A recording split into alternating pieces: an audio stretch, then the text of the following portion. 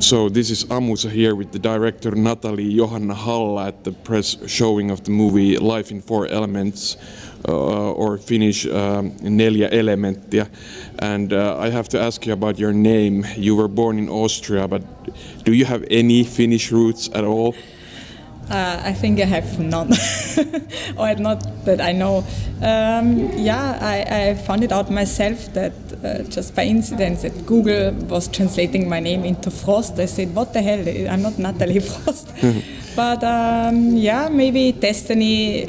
I never thought I would end up making a movie here in Finland, and maybe destiny said it was. Maybe that's why my parents gave me a second name, Johanna, a Finnish name.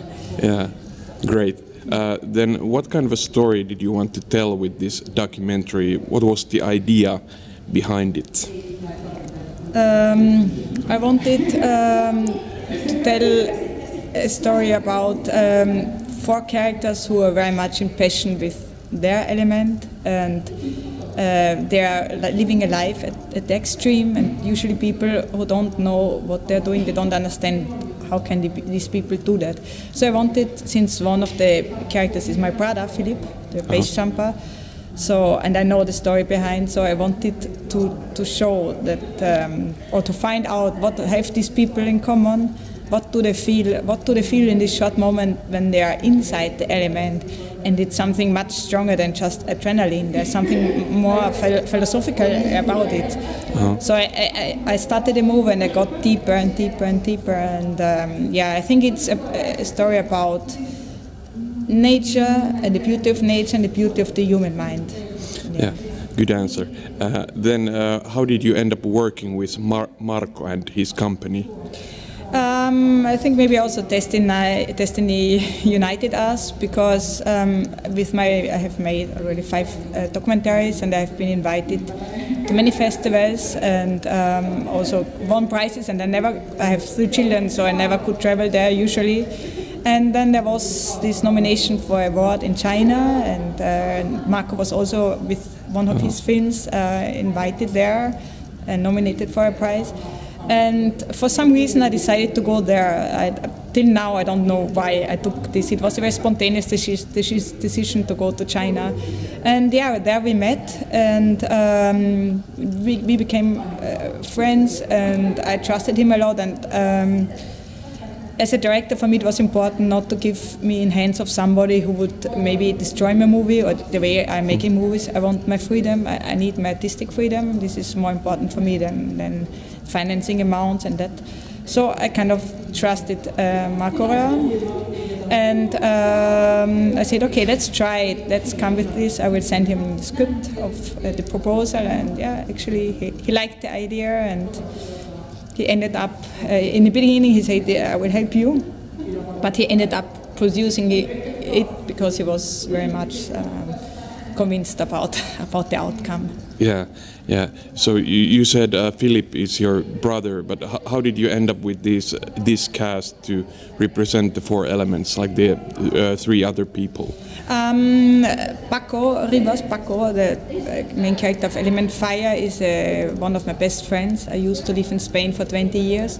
I made a movie about the Haiti earthquake where he was also one of my main characters.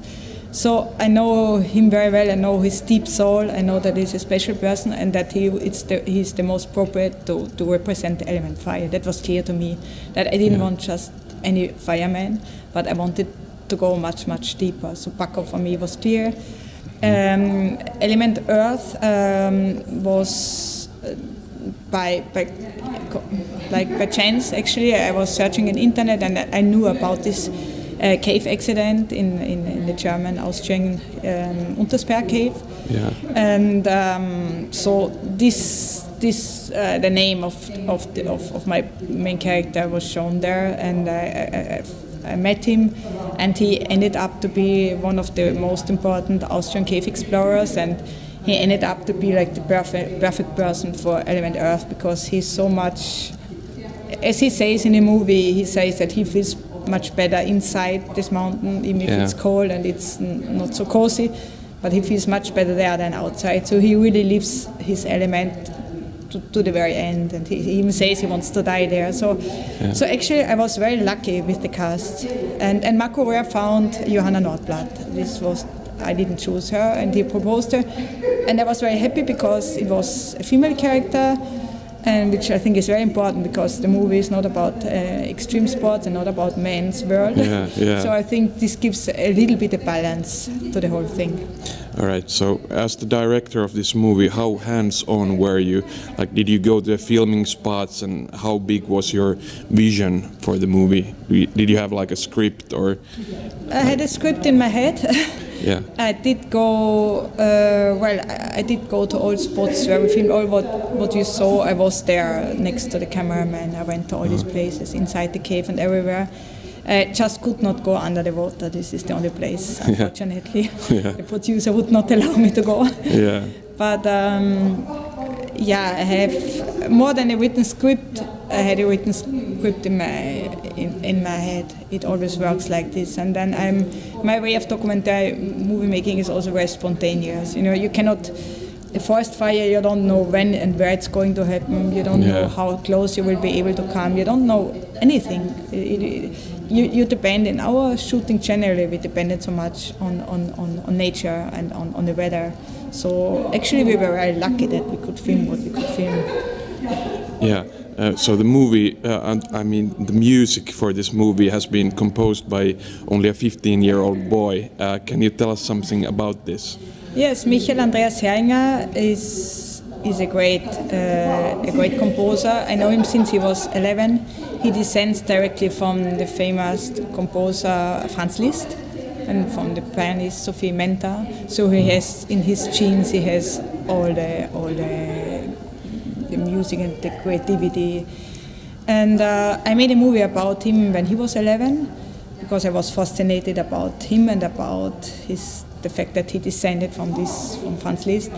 So since then, actually, he also made the music for another movie of mine, and for this, of course, I immediately was thinking in him because I think he makes great music. He's not experienced in making music like film score, so it was a great, and in the end, to get the collaboration with Pano Altio, who is a great person and a great composer, and who took a little bit over the mentorship for Michael. And Michael, now he's 15, but actually when he started, part of the music was composed when he was 13. So it's just what you can hear, it's a child made it actually. Yeah, it was very, very beautiful, I must say. Then a final question, are there still some specific topics that you want to make a movie about? Do you already have some ideas? Oh, I have many ideas, and so many people come to me and say, why don't you make a movie about that? I'm very much interested in human rights issue and social issues. Actually, this is my main concerns. With the movie, I would like to move something inside the viewer's head. I hope also this movie actually does in another way, but it does. It makes people think about maybe their life and their value of life and what they might concentrate on and what is not so important. So I would also always like to make movies about social things, and I'm working on another movie. It's called Nowhere, which is actually about the refugee crisis and about a very personal story. Yeah. Okay, nice. Looking forward to it. Okay, thank you for this interview and good luck with the movie. Thank you. Thank you.